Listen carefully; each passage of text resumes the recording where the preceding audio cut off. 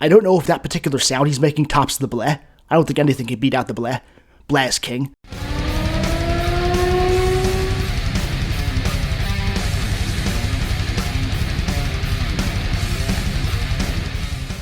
Alright, so literally everyone requested this after I checked out Bad Omens the first time around. The hype for this band is strong as hell, and I'm starting to see why. This is going to be my second time reacting to their music with the song and video for Artificial Suicide.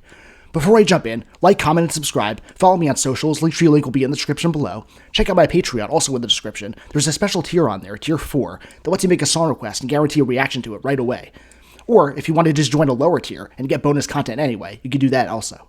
Alright, and before I hit play, I just want to add to their music videos, I have high expectations for this one because the last video I checked out was very cool. I really liked the aesthetic of it, never really saw anything like it. So the bar was raised pretty high. So let's see if this one can top it. But of course, the main thing I'm going to focus on is the music, and then afterward we will get into the lyrics, see what the song is talking about. If you've been here a while, you know how it goes. Bad Omens, Artificial Suicide, let's check it out.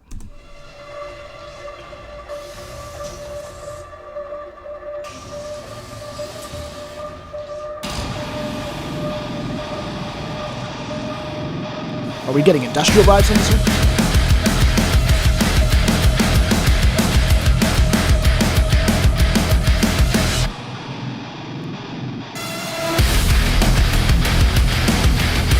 We're just getting heavy vibes again.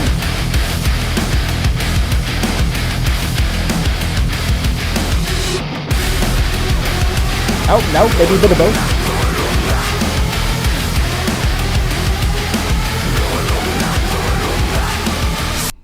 Okay, I don't know if that particular sound he's making tops the bleh. I don't think anything can beat out the bleh. Bleh is king. You hear me, architects? Resurrect the bleh. But that's an interesting form of harshness. Yeah, it's interesting. I'll just leave it at that for now. I don't dislike it. The video so far is, it's like that kind of flashing from red to blue that I've seen in other videos. Nothing special so far. Mainly the music is what I'm really paying full attention to here. And again, it feels like a mix of like heavy riffs with like a little bit of like a aggro sort of industrial influence there. It's weird. I don't know what direction they're going to take that in. And when I say it's weird, I don't mean that in a bad way. Weird to me is good. So far, so good. Let's keep going.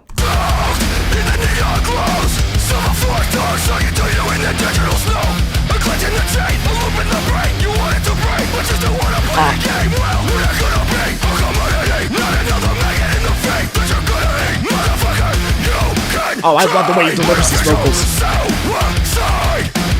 For an eye, tooth for a tooth, light molotovs for the broken youth.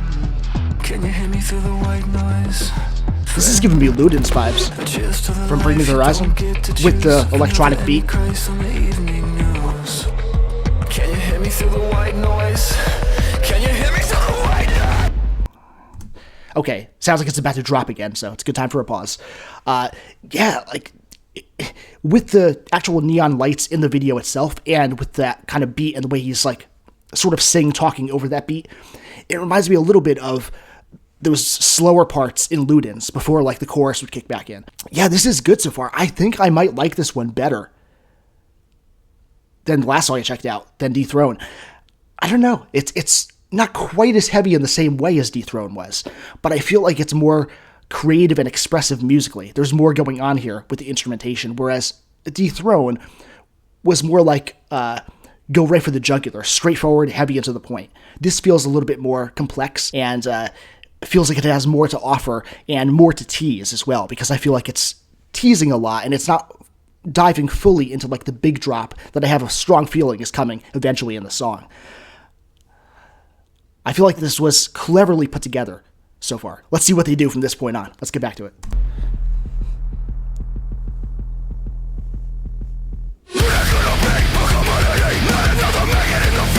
That was a nice transition there.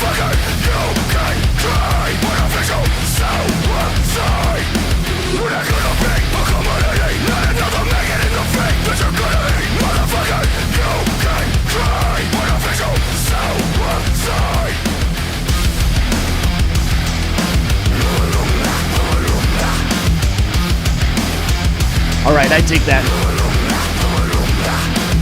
Make the shape when you have to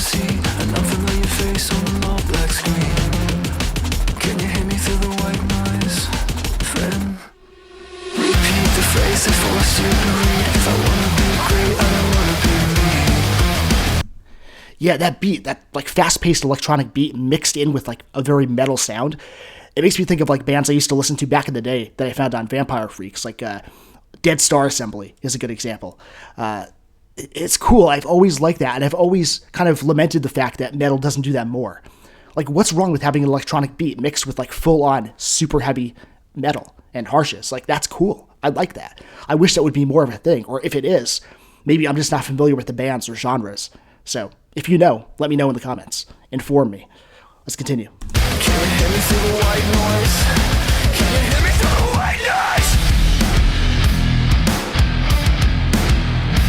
I love when they slow it down like that. Can you hear me? Make those riffs sound chunkier. Can you hear me through the white noise?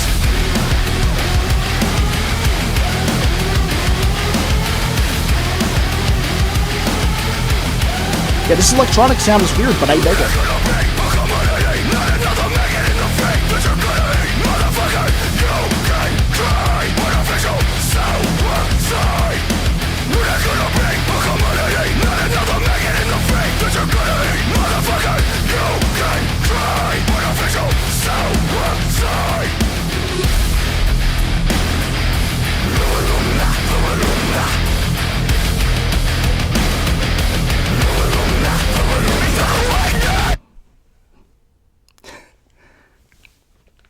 Okay. You know, what I'm about to say, if you've been watching like my last dozen or so videos in a row, you're going to think like, what is it with this guy? Like, what does he really want from music? He keeps contradicting himself. But you know what? It just depends on the band. It just depends on the artist or the song.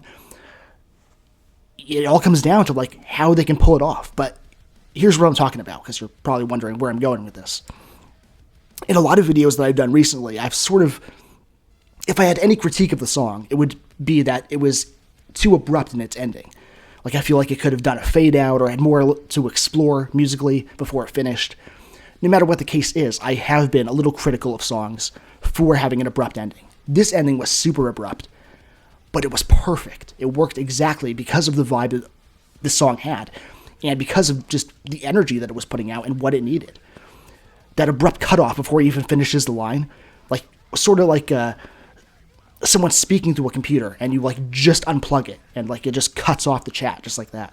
And I don't know yet, I haven't fully read the lyrics, but given what I heard, I think that ties in nicely with the lyrical meaning as well, because I think it is going into technology a little bit, but we'll see. Yeah, I mean, where do I start? That's always, whenever I ask that question, that's always how I know that this is a song that's really going to make a playlist for me and is going to be super re-listenable. And check, because this song, I really enjoyed it. And I like this one actually a lot better than Dethrone, which surprised me because, again, it doesn't feel as consistently heavy as Dethrone. Parts of this are selectively very heavy, and maybe those parts are even on par with Dethrone's heaviness. But there are other parts here that use melody and technicality and an electronic sound in a way that makes this structurally more complex and more ambitious, I think, than the previous song I heard. And those are all powerful points with me, because that's something that I really respect. And I really like what goes into a song just as much as what sounds appealing. Like, sometimes simplicity can sound really appealing, but I also appreciate it when a band takes things to the next level and really, really strives to do something explorative with their instrumental work and with their vocals, and I think this one had that. I think that the vocalist created some interesting sounds with his harshes. The guitar riffage on this was awesome, and I like also, speaking of slow down, when the guitar parts and the drumming slow down, and that just felt, again, super chunky and super, like, something you can really sink your teeth into. It was just cool. Like, there were a lot of moments here that were like, oh shit, this changes up the song in a subtle but really effective kind of way. And this song was chock full of those kind of moments. And those other weird electronic moments and sounds were, again, weird. I'm going to stick with that term because it's very appropriate for them. But not too weird, and just as effective and atypical enough to make the song different without making it feel like the song was trying too hard to be. It felt organic, in other words, with everything else that was going on in the music. So I think this song really excelled at everything that it was trying to pull off from beginning to end. It was well put together and well made, crafted with precision, I would say. And the Dethrone song sounds a little bit more off the cuff and more straightforward, and I will say a little bit more simple in its own way. It adheres to more of a straightforward, repeating kind of style. Like, it is much more repetitive than this song, I feel. But it's nevertheless a good song. It still holds up for me. I just like this one better because of the complexity and because of the ambitious nature of it. So, hope that makes sense. That's my feeling on the music. And let's get to the lyrics.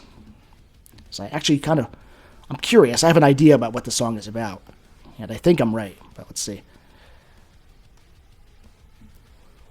Soaked in the neon glows, silver forked tongues talking to you in the digital snow, a glitch in the chain, a loop in the brain. You want it to break, but you still want to play the game. Well, we're not going to be a commodity, not another maggot in the feed that you're going to eat. Motherfucker, you can try. Artificial suicide. Eye for an eye, a tooth for a tooth. Lighting Molotovs for the broken youth. Can you hear me through the white noise, friend? A cheers to the life that you don't get to choose. Another Antichrist on the evening news. Can you hear me through the white noise? You hate the shape when you have to see an unfamiliar face on an all-black screen. Can you hear me through the white noise, friend? If I want to be great, I don't want to be me. And then the other lines repeat, of course, the other verses. Man, this is like, when it comes to the message of the song, and I mentioned one of these songs when comparing the music also, but when it comes to the message specifically, it's like Ludens by Bring Me the Horizon had a baby with doom scrolling by Architects. Because this seems to follow that trend. I hate to even use that word. To follow that pattern, I'll put it that way. When it comes to addressing how people are plugged into social media and living life in a fake or vicarious way. Which is to say, not really living life at all, right? And I always feel like I have to put this disclaimer into my video because I'm so active on social media platforms. But there's nothing wrong with doing that. It's when you're addicted to it and you live your whole life revolving around all that. That's when it becomes an issue. And that's what I'm trying to discuss here. So just had to offer that clarity so people don't make the wrong assumption. But, you know, it's like just living life caught up in that world of narcissism and fear and divisiveness that is what a lot of social media has become, unfortunately. And I could be critical of the song for tackling a subject that has been already tackled so much in recent times, but that wouldn't be a fair assessment on my part, because not only does it have visual concepts expressed in the writing that are wholly unique, but I also think that this issue is so huge and so relevant that we've only just begun to scratch the surface of the breadth of the matter when it comes to dissecting its many problems and its effect on society. Like, it's not even the tip of the iceberg, because this is just a massive thing that we're only beginning to see the psychological and sociological ramifications of. And even that, we don't know for sure what this means for us collectively, probably until a few more decades have passed. And it also remains to be seen whether it'll be totally weaponized, or whether things will kind of level out, and it'll take on a more balanced role in society. Because this is a realization or an understanding of this that I've come to recently. Because I think that with the transition from everything being on computers to now everything being on smartphones and apps, with that transition, I think that might be a more healthy way to integrate it into society in a form that's more functional. And that feels like a crazy thing for me to say, especially because I'm one of those people who have criticized people in the past for being zombied out on their phones, constantly looking at their phones, never looking up at the world around them. And to a degree, I maintain that criticism. But if you think about the way that social media is assimilating into everything from travel to sports to music, I think that we're adapting it in a way that might be better than back when everyone was sitting glued onto their computers and never leaving their house. And that's not to say that that's not still an issue as well. But I don't know, it's something that we can't necessarily perfectly predict, but we're seeing it unfold now. It's a social experiment that we'll see the results of eventually. But for better or worse, there's a whole generation now who has been weaned on this, you know. And I say this also with a little personal perspective, because by the nature of my job and being a content creator, I'm on my computer constantly, to the point where I do need to make a lifestyle adjustment for the sake of my health. You know, it's something I've been talking about increasingly, and I'm doing it in little ways. I I did a short TikTok clip kind of poking fun at it, but it's a serious thing. Like, I do need to, get in better shape, do things outside a little bit more than I do things indoors. But that's a whole tangent that you probably are not interested in. So let's get back to the lyrical discussion. But this isn't to say that a lot of what's on social media isn't still toxic as fuck. It absolutely can be. But that comes down to who uses it and what they want out of it. I don't think that it's inherently bad. I just think that it gives those people who live in that cesspool of humanity and who have only stupid or negative intentions, it kind of hands them the megaphone, right? And that's the kind of thing that I hope we can overcome. And I think it's those bad actors and the people who are influenced and manipulated by them that the song is specifically addressing. And I think that's made super clear in the first verse. Soaked in the neon glows, silver-forked tongues talking to you in the digital snow. A glitch in the chain, a loop in the brain. You want it to break, but you still want to play the game. Yeah, I think people who follow all these influencers and celebrities, but who maybe deep down feel lost or cast aside or ostracized or marginalized, whatever eyes you want to use, they kind of want to mimic, I think, that sort of identity and that kind of big personality. And I think that social media is intoxicating to them because it blows up their own impressions of who they are.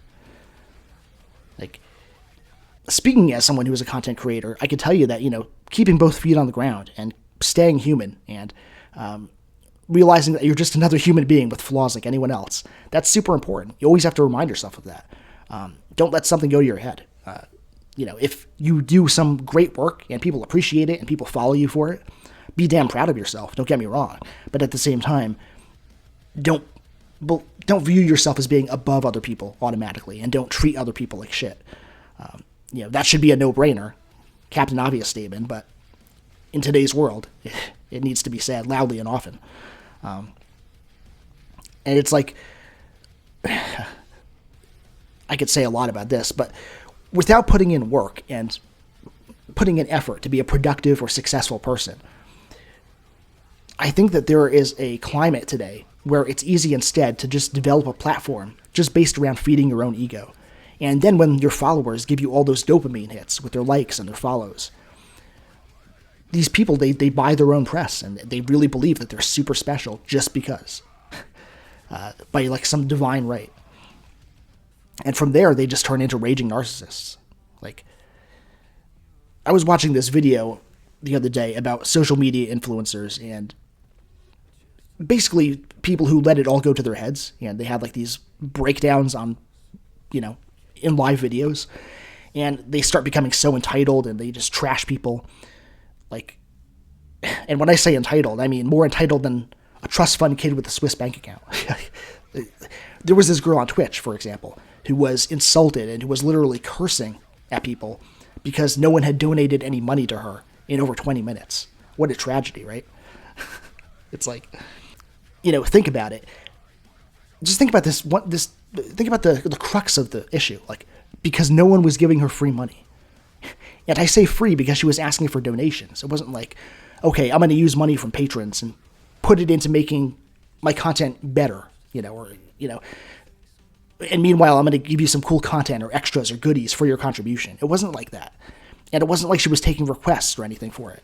No, she was just basically saying, I'm special and I demand money while you watch me apply makeup and stream my gaming on Twitch. And I get it. Twitch streaming is totally valid. Don't think that I'm going after content creators on there.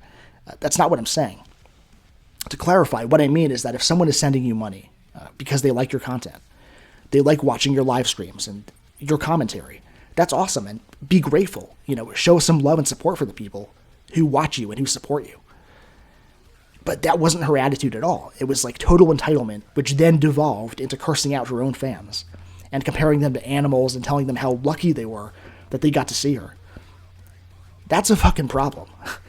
So I think it's totally a thing for people to be indoctrinated and manipulated on these platforms, and then to just buy into all the hype and just become part of a big toxic portion of people who exist on these things. And then that poisons the well as far as everyone else is concerned, and just makes these platforms extremely negative and almost nihilistic places to be, if you think about it. It can really capture and empower and commodify the worst aspects of humanity, and therein lay the problem. And, look, that is exactly what this song says. It says, we're not going to be a commodity, not another maggot in the feed that you're going to eat. And I love the double meaning there, the wordplay. This is an extremely cleverly written song. And then, lighting Molotovs for the broken youth, can you hear me through the white noise, friend? So, it's weaponizing youth who are already broken, and trying to reach out to them is like trying to scream over white noise. It's become such a powerful tool to mobilize disaffected youth and turn them into, what does it say in the following verse? Another Antichrist on the evening news. I don't know that Antichrist is the best term there. That relates to my personal beliefs, but I know what they were going for with that line.